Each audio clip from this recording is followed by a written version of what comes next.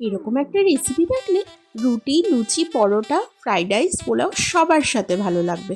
দেখুন কড়াইতে একটু বেশি পরিমাণ তেল দিয়ে দিলাম। তেল গরম হলে পেঁয়াজ কুচি দিয়ে দিলাম। পেঁয়াজটা বেরেস্তা করে তুলে নিলাম।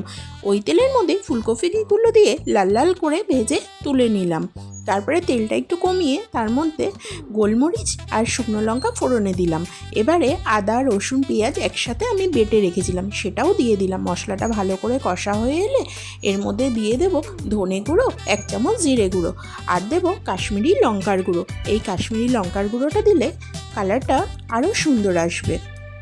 তারপরে তেলটা ছেড়ে আসলে দিয়ে দেব পরিমাণ মতো লবণ, আর দেব ফেটিয়ে রাখা টক দই। টক দইটা দিয়ে খুব ভালো করে মশলাটা কষিয়ে নিতে হবে। দেখুন কিরম তেল ছেড়ে দিয়েছে। তারপরে দিয়ে দেব মগজ আর পোস্ত বাটাটা, ওটা দিয়েও খুব ভালো করে কষিয়ে নিতে হবে। তারপরে এরকম কষানো হয়ে গেলে তেল ছেড়ে আসলে দিয়ে দেবো গ্রেভির জন্য উষ্ণ গরম জল।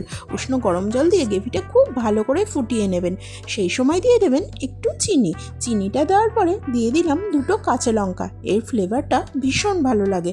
তারপরে ভেজে রাখা ফুলকপিগুলো দিয়ে দিলাম। ফুলকপিগুলো দিয়ে 5 থেকে 10 মিনিট একটু ফুটিয়ে নেব। ফুটিয়ে নিলে ফুলকপির মধ্যে সমস্ত কিছু ঢুকে যাবে। আমার ফুলকপির রেজালা একদম রেডি হয়ে গেছে। তারপর পেঁয়াজ বেরেস্তা আর উপর থেকে একটু জায়ফল ক্রাশ করে দিলাম, গরম মশলা গুঁড়ো দিয়ে ঢেকে দিলাম। আমার ভিডিও ভালো লাগলে একটা সাবস্ক্রাইব করে দেবেন, আর বাড়িতে অবশ্যই বানিয়ে কমেন্টসে জানাবেন ফুলকপির রেজালা কেমন লাগলো। টাটা।